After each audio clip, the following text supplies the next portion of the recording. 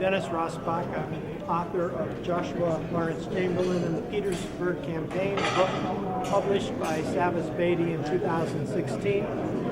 This is my first Civil War book, and it traces the activity of Joshua Chamberlain at Petersburg on June 18, 1864. The day in which he led a charge that resulted in a wound that was thought to be mortal. It was thought that he would die. General Grant promoted him on the spot to the rank of brigadier general. And there's some controversy about the location of his advance on that day, which is what this book deals with.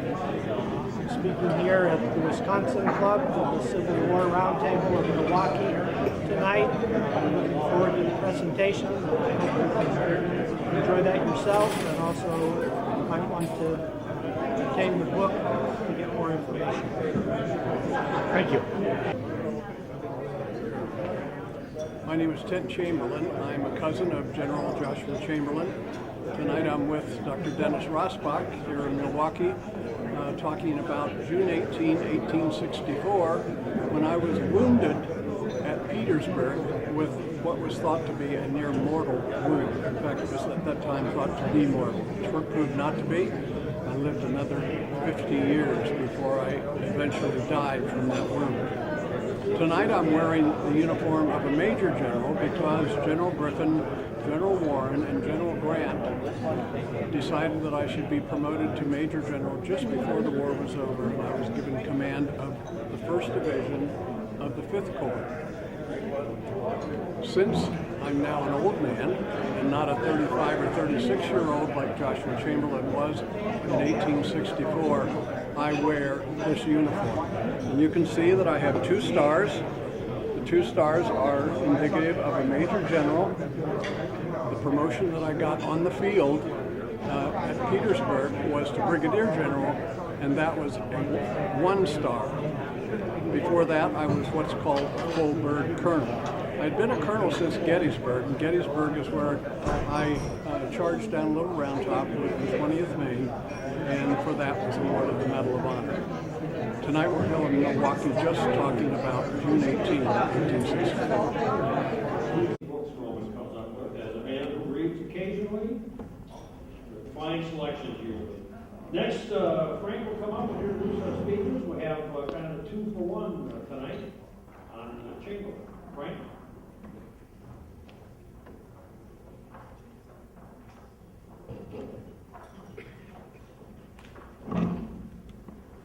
Joshua Chamberlain's charge at Petersburg, that's what we're going to hear about tonight.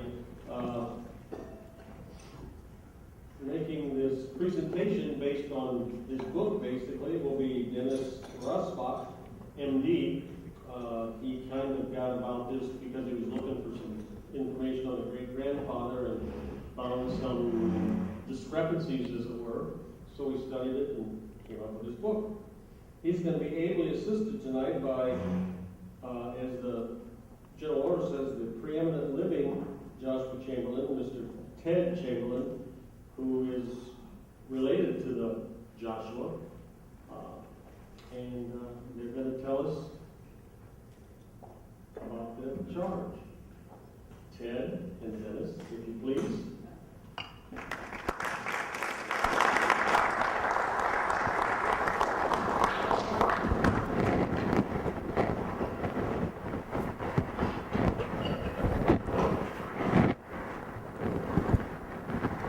Well, good evening, and thank you for the opportunity of making this presentation here in Milwaukee to what is, as I understand it, the 2nd oldest Civil War roundtable in the country, and you can be very proud of that.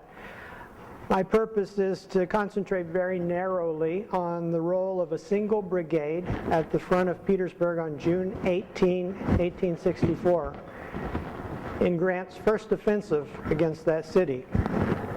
This presentation should be of special interest here in the home of the Iron Brigade, because that celebrated unit of Wisconsin, Indiana, and Michigan soldiers was then under the command of Colonel E.S. Bragg, was positioned on the immediate left of Chamberlain's brigade on June 18.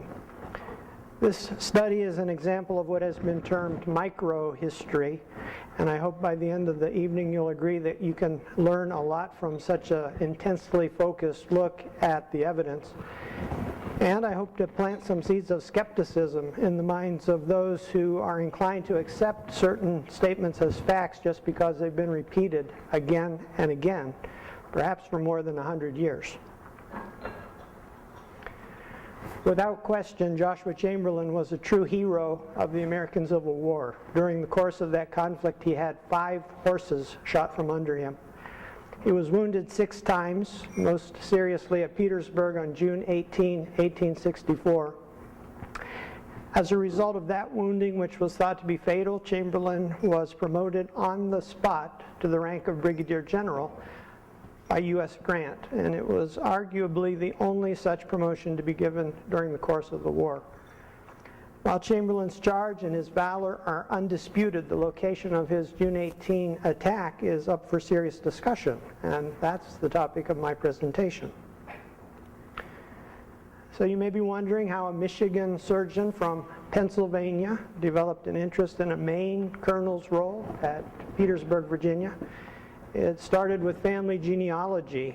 About 50 years ago, I found a military register of Company F, 21st Pennsylvania Cavalry, in the attic of the house where I grew up in western Pennsylvania.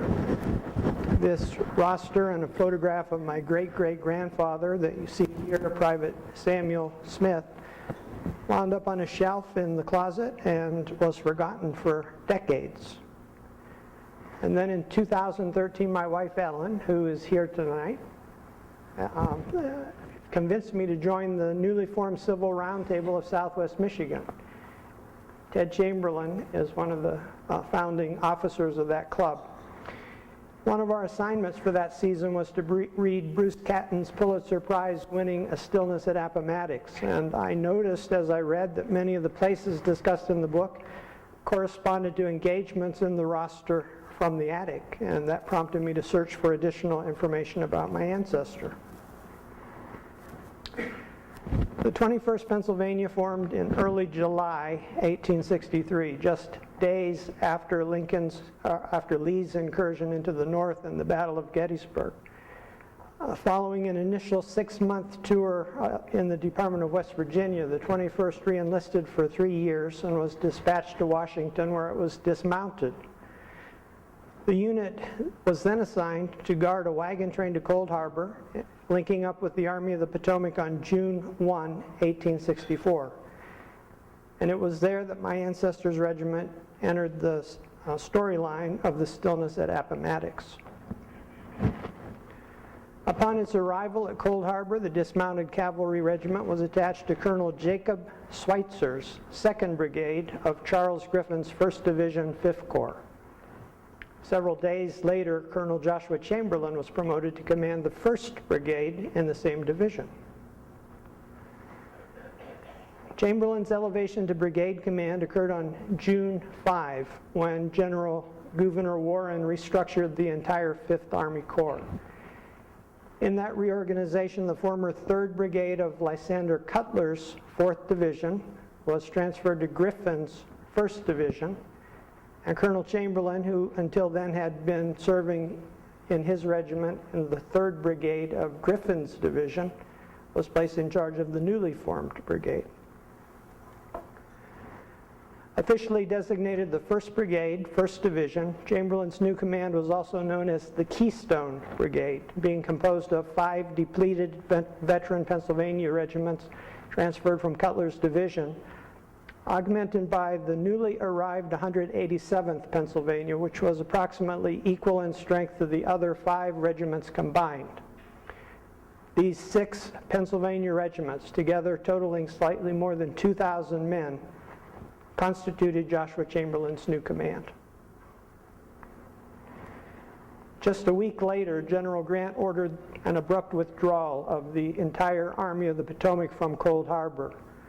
The 5th Corps started out at the front of the line, but Warren's men took a detour at White Oak Swamp to screen the evacuation, and as a result of this diversion and the longer distance involved in their march, the 5th Corps troops ended up being among the last of the 100,000-man army to cross to the south side of the James River on June 16.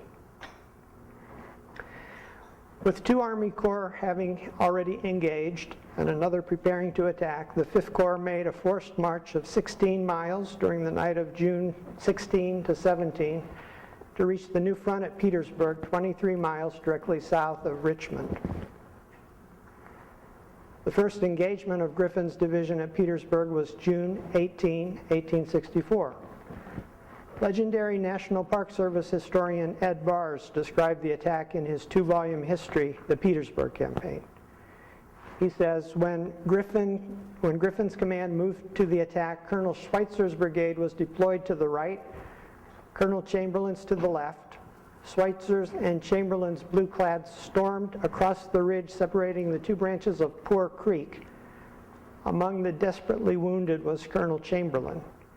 This description clearly linked my great-great-grandfather's 2nd Brigade with Chamberlain's 1st Brigade in this initial attack at the front of Petersburg. The side-by-side linkage of these 2 brigades also showed up in a primary source document, the official report of Colonel William Tilton, who began his day commanding the 22nd Massachusetts in Schweitzer's 2nd Brigade. He ended it as commander of the 1st Brigade after Chamberlain sustained his nearly fatal wound. According to Tilton's account, Schweitzer's brigade moved into a ravine on the right or the north of the Baxter Road, and that's a landmark that will be central to this discussion. Chamberlain's brigade then advanced and took position in the same ravine on Schweitzer's immediate left. In that action, the 1st Brigade sustained more than 200 casualties, among them Chamberlain himself. Tilton's report goes on to say that the 2 brigades remained side by side right under the enemy's works until just before dark, when Tilton was ordered to take command of Chamberlain's brigade. While leading this charge, Colonel Chamberlain was hit by a .58 caliber mini ball, and you might recognize this. The mini ball entered in front of his right hip. It severed his urethra, which drains the bladder. It penetrated the left hip socket and came to rest beneath the skin of the left hip. Thinking he would not survive the devastating pelvic wound, General Grant hastily promoted him on the spot to the rank of Brigadier General in honor of his gallant service to the Army of the Potomac, particularly at Little Round Top. And we'll talk about the ramrod in a few minutes. In 2014, the Virginia Department of Historic Resources memorialized the on-the-spot promotion with the erection of a placard in the vicinity of the site where Chamberlain was presumed to have fallen. Given Chamberlain's notoriety and arising from his charge and wounding and the pairing of the 2 brigades, it seemed logical for me to use Chamberlain as a tool to shed light on activities and whereabouts of my grandfather's lesser-known 21st Pennsylvania Cavalry, and so I began to dig into the evidence. At the time, Diane Smith's Chamberlain at Petersburg, The Charge at Fort Hell, was the only book devoted exclusively to Chamberlain's activities on June 18. According to that account, Chamberlain launched his attack from the Jerusalem Plank Road in front of Reeves Salient, a third of a mile in front of what would become the future site of Fort Sedgwick or Fort Hell. Smith had Chamberlain's brigade assaulting the Dimmock line of permanent earthworks that the rebels had completed in 1863. Not only were these fortifications strong, but they were supposedly manned by elements of Robert E. Lee's Army of Northern Virginia that arrived the night before. But there were troubling aspects to this account. Chief among them was the fact that it portrayed Chamberlain isolated and alone, separated from Schweitzer and the rest of the army by a distance of a mile. This did not line up with the side-by-side linkage of the 2 brigades in the other reports.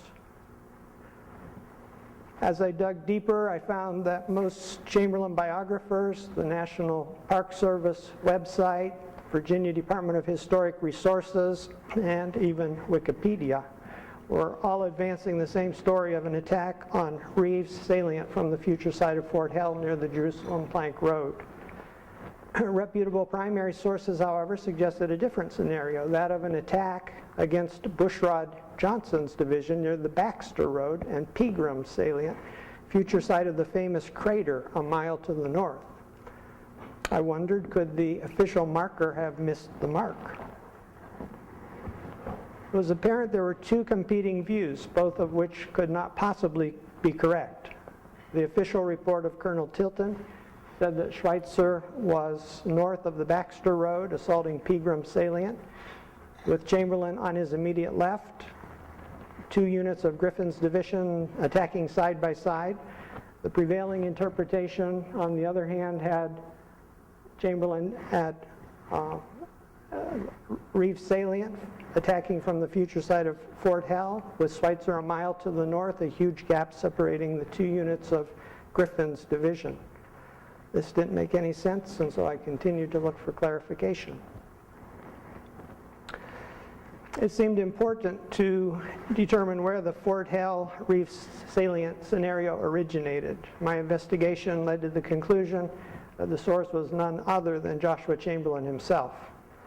But writing and speaking 35 years and more after the engagement.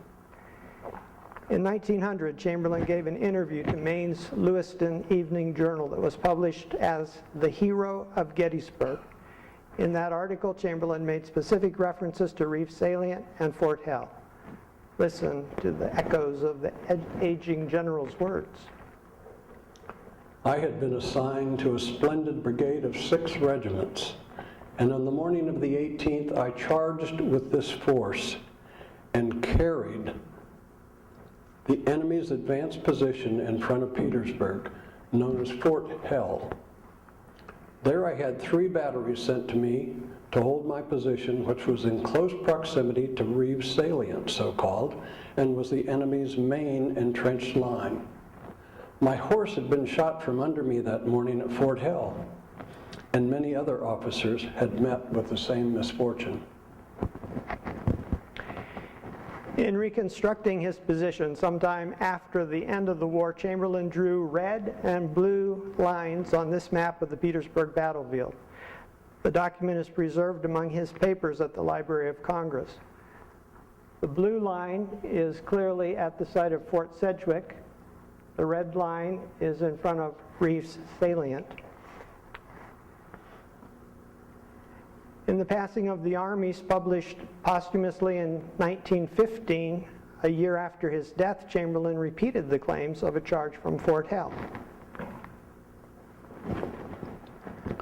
The 121st and 142nd Pennsylvania were all that was left to us of the dear, lost old First Corps, and of my splendid brigade from it in Griffin's division in the ever memorable charge of Fort Hell, June 18, 1864. Bigelow of the 9th Massachusetts came to support the charge at the ominous Fort Hell, whence Bigelow, with watchful eyes, sent his brave men down through hissing canister and enfilading shell, and blinding turf and pebbles flying from the torn-up earth to bring back my useless body from what else were its final front. So clearly, Chamberlain went to his grave claiming that his attack had originated from Fort Hell and was directed against Reeves salient. I decided to examine the details of his own writings for information that might support or refute this claim. To understand what actually happened at Petersburg on June 18, it's important to have a clear picture of the battlefield. In 1864, Petersburg was the second largest city in Virginia. It was fortified by a 10-mile arc of artillery batteries and infantry works known as the Dimmock Line, constructed a year earlier. This is the Appomattox River. Dimmock Line starts here with initial batteries 1, 2, 3, etc., extends down across the south and up the west of the Appomattox River. So the protection was by the river and the fortifications. But the heavy fortifications were thinly manned, and not by Lee's army, but by General Beauregard's Department of North Carolina and Southern Virginia. Squandered opportunities to capture the city from June 15 to 18 would lead to a 292-day standoff between the Army of the Potomac and the Army of Northern Virginia, the longest continuous engagement of the war, resulting in 60,000 casualties. So these batteries 1 through 24 were captured by the Union forces during those days, 15, 16, 17. The Confederate line moved back to this point, and these are the two areas that are the questions of the site of Chamberlain's advance in this discussion. The 5th Corps, symbolized here by its red Maltese cross, arrived at the Dimmock line near the eastern front of Petersburg on the morning of June 17. General Warren was leading 4 divisions commanded by General Charles Griffin, Romine Ayres, Samuel Crawford, and Lysander Cutler. The Iron Brigade was the 1st Brigade of Cutler's 4th Division. The Corps was camped just outside the recently captured Dimmock fortifications behind the 9th Corps. 9th Corps here, Burnside. These are the Dimmock fortifications that are being captured, and he was Burnside was attacking near the Shand House.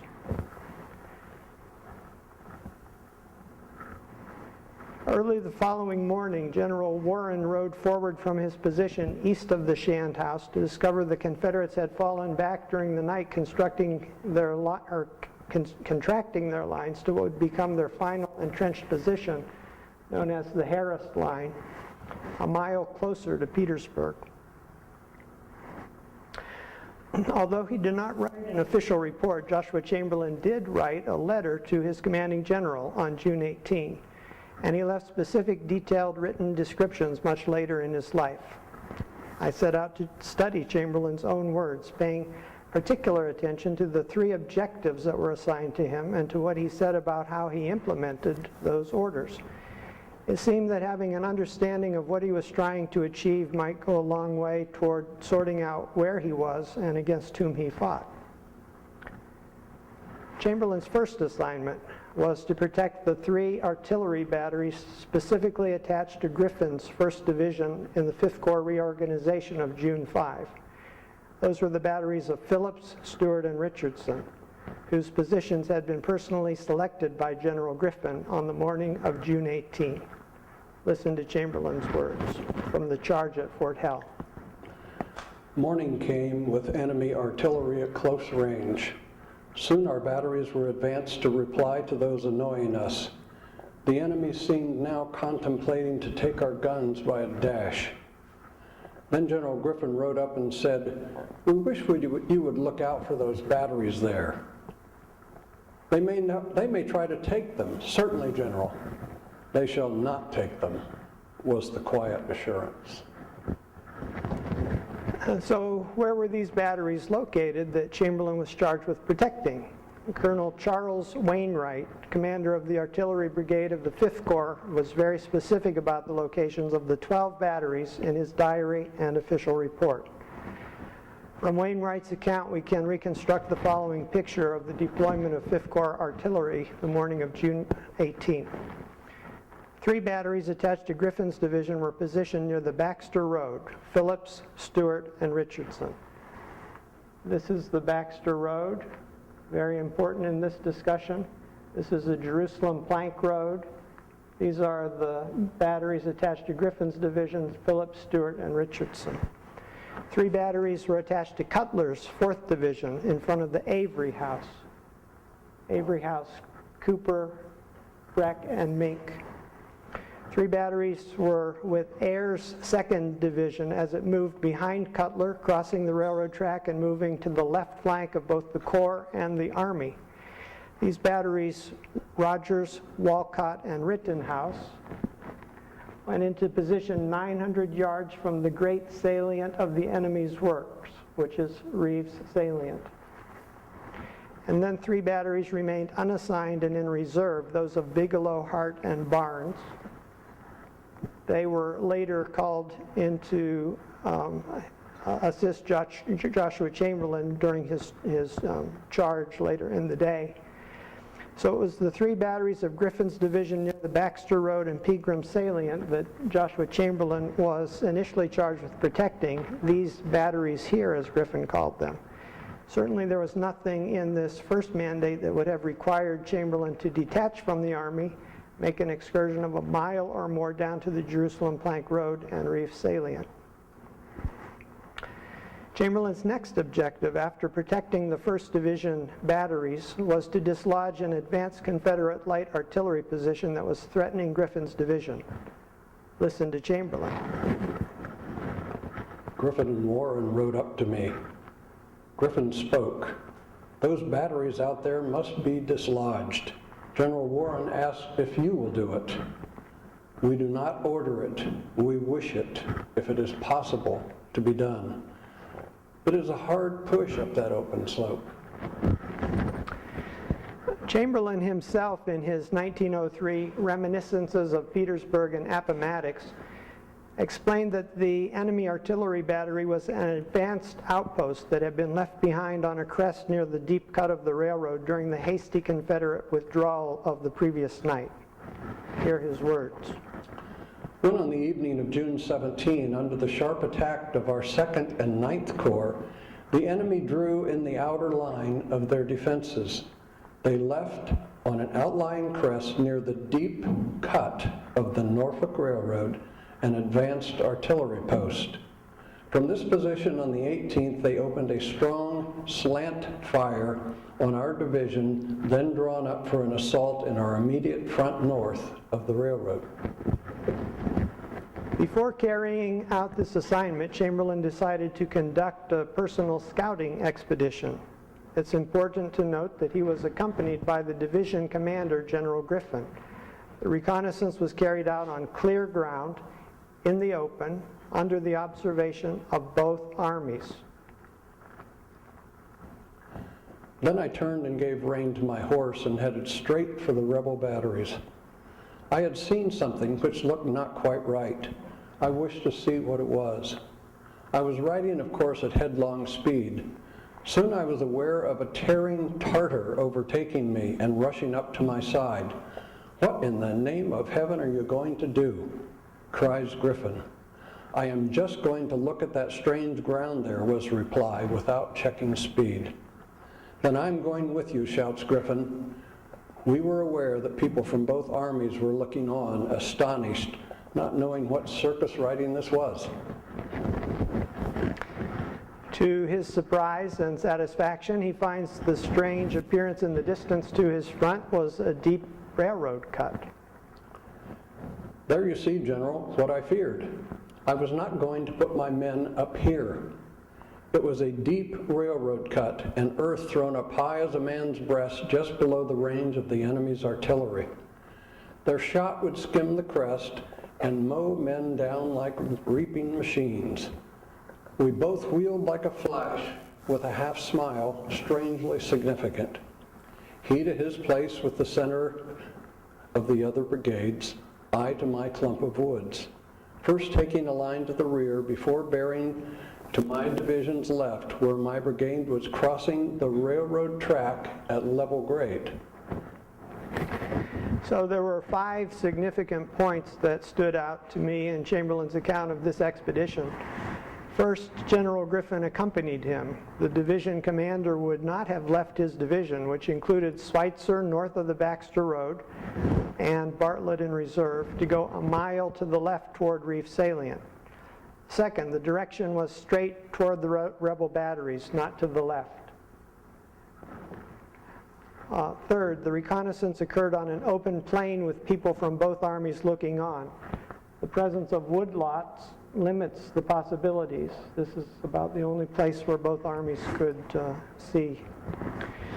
Number 4, Griffin wheeled and returned to his place at the center of his other brigades, which were Schweitzer and Bartlett, north of the Baxter Road. So he wouldn't have been down here. Chamberlain headed to the left where his brigade was crossing the railroad at level grade and into the shelter of the woods. You can see that this would be a good place for that to happen. The deep cut was here, it leveled out, and there are woods here. And the strange ground that attracted Chamberlain's attention was a deep railroad cut. This is the deep cut, and that's very significant. The deep cut ends just south of the Baxter Road Bridge. So here on the left, you see the deep cut of what is now the Norfolk Southern Railway, viewed from a bridge on the national battlefield at the Baxter Road crossing. The light in the distance is between the crater, Pegram Salient, and the Taylor Place. To the right, we see a sketch from July 30th, 1864, the date of the explosion of the crater at Petersburg, 6 weeks after the day we're considering, as the 5th Corps massed in the same deep cut, preparing for a possible advance after the explosion at the crater. The smoking remains of which you can see in the background, emphasizing the proximity of the railroad cut to Pegram Salient and the crater north of the Baxter Road. Because of the obstacle of the railroad cut, Chamberlain decided to conduct a sneak attack, or as he called it, a pardonable ruse. He would slip around to the left, crossing the railroad track into the woods in a flat area, then move back to the right through the concealment of the woods and assault the advanced rebel artillery outpost. This is what he said in the charge at Fort Hell. We were to advance as noiselessly as possible through the woods, and on emerging, fire there a volley and make a rush upon the flank of the rebel guns, and overwhelm them if possible before they could recover their wits. We made for the guns. Then a burst of artillery fire turned upon us with terrible effect. Down went my horse under me. Down went every one of my staff, wounded or unhorsed. Down went my red Maltese cross, but on went everybody, on for the guns. Chamberlain was successful in fulfilling his second objective, driving away the annoying advanced artillery batteries and occupying the site himself. Hear his words. By a pardonable ruse of occupying their attention, we crossed the railroad south of the cut, gained a clump of woods on the flank of their guns, and by a sharp and hot but short encounter, realized our commander's wish. We carried everything, but we found it a more perilous place to hold than to carry. I therefore drew the men back to gain the shelter of the crest. The batteries limbered up and got off down the slope under cover of their main entrenchments. We only got their ground and drove away the guns. Chamberlain's third and most challenging assignment was to attack the interior works, the main works at Petersburg. A staff officer came out and gave me the order. The general commanding desires you to attack and carry the works in your front. They are the interior works, the main works at Petersburg. And am I to attack alone? Smith has interpreted these interior works to be the permanent 1863 Dimmock fortifications, necessitating the movement of Chamberlain's brigade down to Reef Salient at Battery 25 because batteries 1 to 24 were abandoned by the rebel army. But two artillery commanders, Colonel Charles Wainwright from the Union 5th Corps and General William Pendleton from Lee's Army of Northern Virginia, clearly associated the inner or the interior line with the New Harris line, which extended from the Appomattox River to Reeves Salient. This is a quote from Charles Wainwright. Lee was putting up an inner line of works, and not having them finished this morning fought us pretty stiffly all the way back, an inner line. And Pendleton, General Beauregard, found himself unable to hold the extended outer line of works on that side. Therefore, during the night, fell back to an interior line extending from the Appomattox River in the direction between the Hare House and the Reeves House. This new line was selected mainly by the lamented Colonel D.B. Harris. This Harris line was the new position of the Confederate Army for the remainder of the Petersburg engagements. Then there is the terrain to consider. In his only contemporaneous account written on June 18, Chamberlain described swampy, boggy ground in a hollow to his front as he was preparing to make his charge. I have just carried a crest, an advanced artillery post occupied by the enemy's artillery supported by infantry. On my right, a deep railroad cut. In the hollow along my front, close up to the enemy's works, appears to be bad ground, swampy, boggy, where my men would be held at great disadvantage under destructive fire. It was this very ground that fellow Medal of Honor recipient Sergeant Patrick DeLacy likened to the sunken road at Waterloo. It was this marsh that created the obstacle that would prompt Chamberlain to issue the command, "Incline to the left, incline to the left," at the very moment he was struck by the mini-ball that nearly killed him. Looking at this 1892 topographical map, it's obvious there is no swampy ground between the future site of Fort Hell and Reef Salient. That's a flat plateau between two watersheds. Major Washington Roebling, in a contemporaneous 1864 account, described the ground there as perfectly level. To find a boggy hollow, it's necessary to move about a mile to the north to the region of the Baxter Road and Pegram Salient, the future site of the crater. Abundant swampy terrain in the vicinity of the Baxter Road is clearly evident on this 1935 topographical map of the battlefield. Here's the Baxter Road. All of these are little plants in marshy swamps along the rivers in the lowlands in this area. In various writings, Chamberlain left a series of clues that allow us to pinpoint his location with a fair degree of precision. Listen to his words.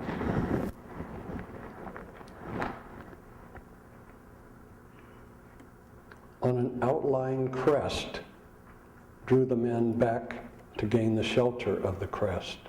On my right, a deep railroad cut. I must advance not less than 300 yards from this point. Projecting salients right and left. A large fort to my left enfilades my entire advance. In the hollow along my front, bad ground, boggy, swampy. Mink was across the railroad cut, firing into the ice house to my right front. Twitchell, grimly bastioning the slopes above. On the borders of a marsh or bog, I made a half face to the left and gave the command, "Incline to the left." Only at the Baxter Road can all of these conditions be met simultaneously, many of them only at all. If we had no other corroborating evidence, Chamberlain's own testimony would nail down a position near the Baxter Road, but there's abundant supporting evidence from other sources.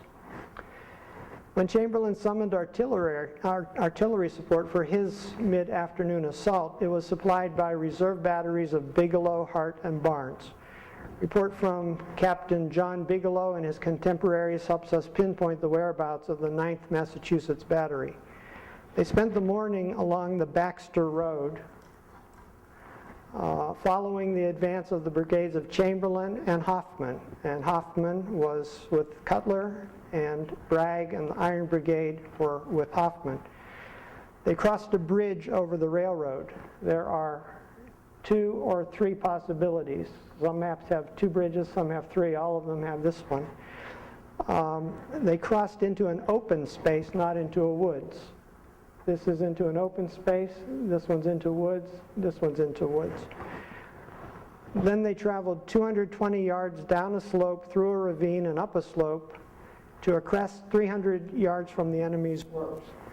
So if you go from here 200 yards, you end up about 300 yards away, 300 or 400 yards away. If you go here 220 yards, you don't end up anywhere that close to the enemy's line.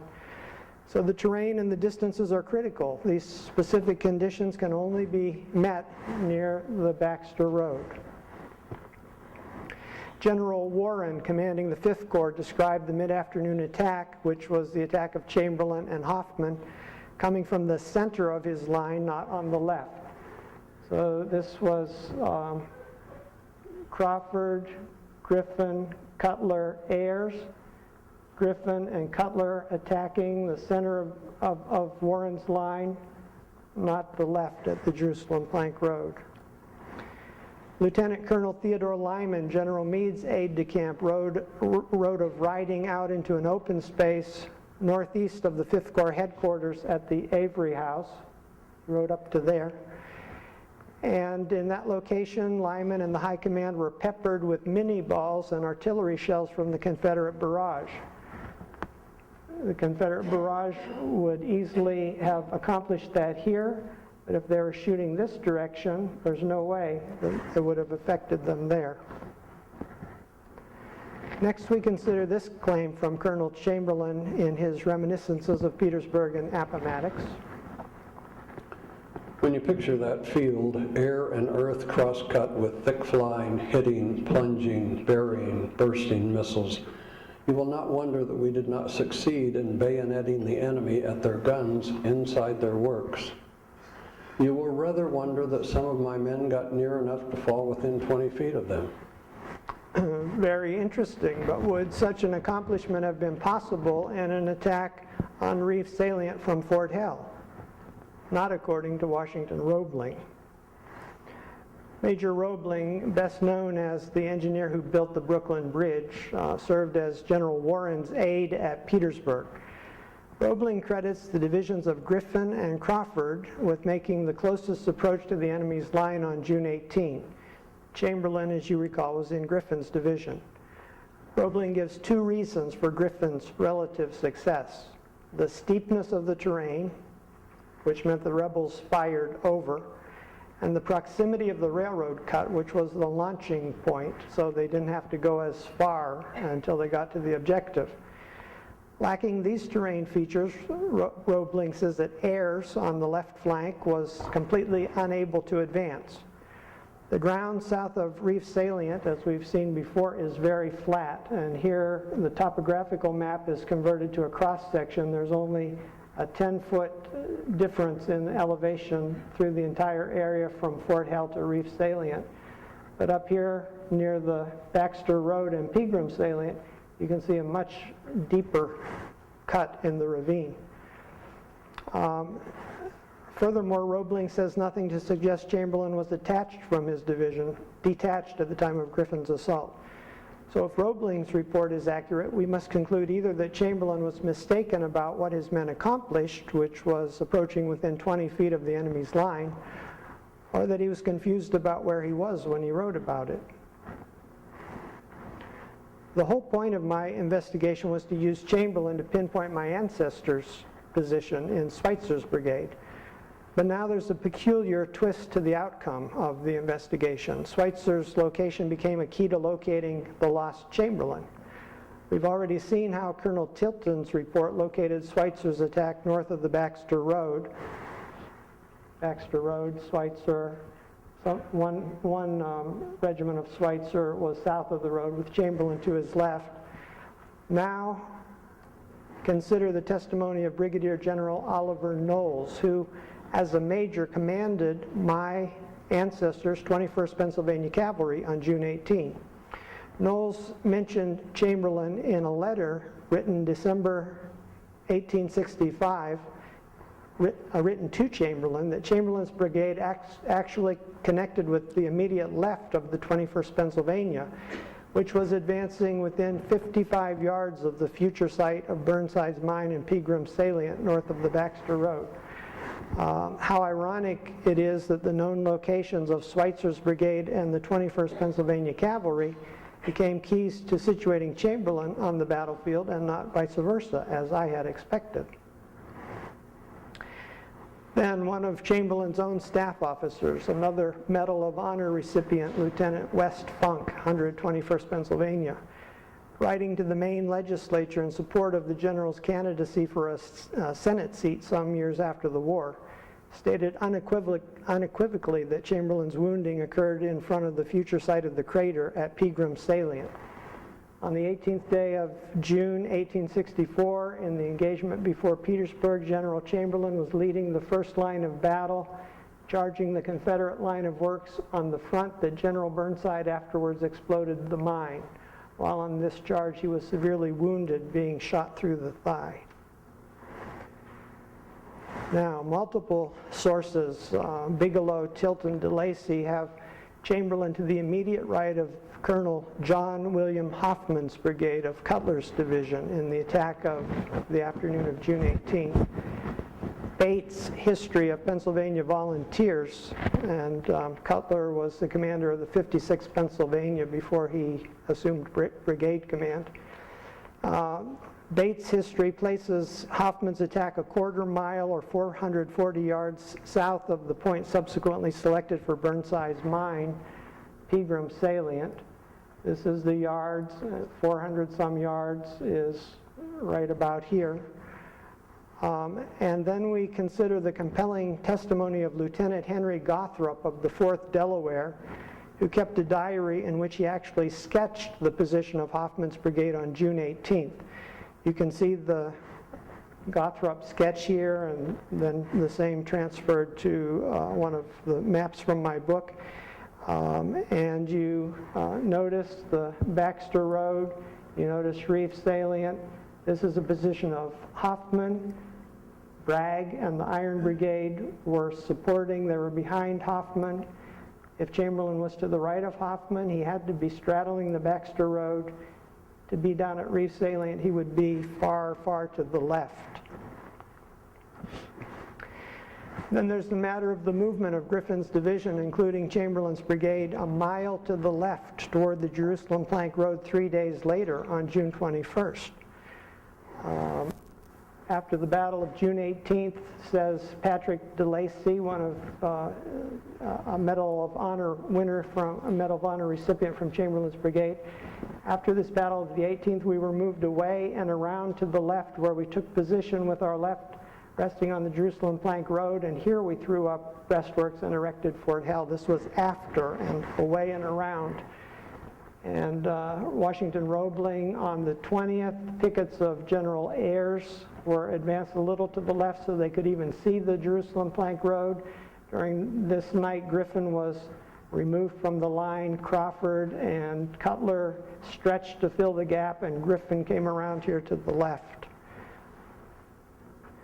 And what of the need on June 21st for a regiment of Schweitzer's brigade to charge and take the ground on which Fort Hell would later be built? The morning of the 25th, the left wing under Captain Sellers, advancing on the enemy's breastworks, the left on the Jerusalem Plank Road, drove the rebel skirmishers up to the ground on which Fort Hell was afterwards built. Why would this have been necessary if Chamberlain had taken that on the 18th? Next, I examined Confederate reports. The diary of the 1st Corps of Robert E. Lee's Army of Northern Virginia, which included the divisions of Field and Kershaw, says nothing about any serious engagement of those divisions on June 18. The diary of the 1st Corps of Lee's Army cites only a feeble attack on Elliott's brigade of Bushrod Johnson's division of Beauregard's army. That's all it talks about. Johnson wrote of a mid-afternoon attack against Elliott's brigade just south of the Baxter Road, which very nicely corresponds with the attacks of Chamberlain and Hoffman from the center of the 5th Corps line, as described by Lyman and Warren. Chamberlain's claim that he had faced the hardened regulars of Kershaw's and Field's divisions from Lee's army, supposedly arriving the evening before June 17, is met with silence and denial on the Confederate side. Field's division arrived at Battery 34 on the morning of the 18th. It moved gradually to the left during the course of the day, and it relieved Johnson's division after dark on the evening of the 18th, and he was not engaged. Then Kershaw report says that the enemy massed in our front but does not attack from Kershaw's brigade. And a report in 1879 says that apparently neither Field nor Hill was engaged on the 18th. Then there's the dilemma of references to the crater and the 9th Corps. 7 regimental histories from Griffin's division, 3 of them from Chamberlain's brigade, 4 from Schweitzer's, say those units charged and occupied the position from which Burnside's mine to the crater was dug and exploded, or that they were relieved by 9th Corps troops. But the 9th Corps was exclusively north of the Baxter Road. And we have the contradiction of Chamberlain's own reference in the passing of the armies to Captain Adelbert Twitchell, his friend from Bowdoin College. Listen to what he said about him. Here passes steadily to the front, as of yore, the 7th Maine Battery, Twitchell, my late college friend at the head. For I saw it last in 1864, grimly bastioning the slopes above Ree's salient, where darkness fell upon my eyes, and I thought to see no more. But the problem is Twitchell was part of the 9th Corps, and his official report places him to the right of the Taylor ruins to the north of the Baxter Road, more than a mile away from Reeves Salient. So a thorough review of the testimony of Chamberlain and multiple other witnesses leads to this reconstruction of the movements of the 5th Corps on June 18, 1864. Contrary to the claims of Chamberlain and his biographers, there was no advance against Reeves Salient from the future site of Fort Hell. So we're left with the question, how did Chamberlain get his facts so wrong? As he reminisced and wrote about his Civil War experience in the last decades of his life. The premise of my book is that he was simply confused, that his recollection was incomplete and faulty. He acknowledged as much in a speech that he delivered to a Maine Mollis assembly in 1903. In preparation for that speech, he had made a special trip to Petersburg and Appomattox specifically to sort things out. 39 years, I thought, was time enough to cool one's blood, so as to gather the various data for mature judgment, more reliable perhaps than confused recollections of personal experience. My motive in undertaking a visit to Petersburg was to assure myself as to certain points on those fields, the last visions of which had left my memory somewhat clouded with the sudden overcast of my own early downgoing amidst storm and disaster. And there's ample reason for him to have clouded recollection. He had suffered a near mortal wound resulting in a hasty evacuation from the battlefield in a state of shock. This is how he described it in 1899. After a while, an ambulance galloped through rough, stumpy fields to a cluster of pines where our division had a rude field hospital. The first thing done was to lay me up on a table, improvised from a barn window or door, and examine the wound. I remember somebody taking a ramrod of a musket and running it through my body to discover the bullet, which they did not at first observe sticking up with a puff of skin just behind my left hip joint. This they soon cut out and closed the cut with a bandage. His pain, the analgesics administered at the 1st Division Field Hospital left him in a stupor as surgeons made repeated efforts to stent his urethral laceration with a drainage catheter. The pain wore into a stupor. Then through the mists I look up. 2 faithful men bent over their tasks, trying with vain effort to find the entrance to torn and clogged and distorted passages of vital currents. It is of no use, doctor. He cannot be saved. I have done all possible for man. Let us go and not torture him any longer. Just once more, doctor. Let me try just this once more, and I will give it up. Bending to his task by a sudden miracle, he touched the exact lost thread. The thing was done. There was a possibility that I might be there to know in the morning. The very next day, Chamberlain was transported by stretcher to the Depot Field Hospital at City Point, 16 miles away. Imagine being carried by stretcher in that condition 16 miles. From which point he was then conveyed 200 miles on the steamer Connecticut to Annapolis. There, according to his own testimony, Chamberlain spent 2 months in the U.S. General Hospital suffering from convulsions and chills of septic shock. Good reasons for lack of clarity and mental focus. For 2 months wrestling at the gates of death, in agonies inexpressible, convulsions, death chills, lashings, despairing surgeons, waiting embalmers. I concluded that a wounded hero like Joshua Chamberlain may actually be one of the least reliable chroniclers of places and events, specifically because his premature removal from the scene of battle and his inability to revisit the ground and reevaluate his initial perceptions after the smoke had cleared. They say that history sometimes repeats itself, but it seems to me historians have a tendency to repeat each other. That once a statement is made by a source presumed reliable, historians and biographers tend to pick it up and reuse it, and multiple repetitions then establish it as fact. This is exactly what appears to have happened with Chamberlain and the Reefs salient scenario, rooting it in what became the conventional wisdom of our day. So some might ask, why would anyone care about the location of a single brigade and a single engagement on a single day of the war? And one reason, good reason for me, is that if history really matters, it should be accurate.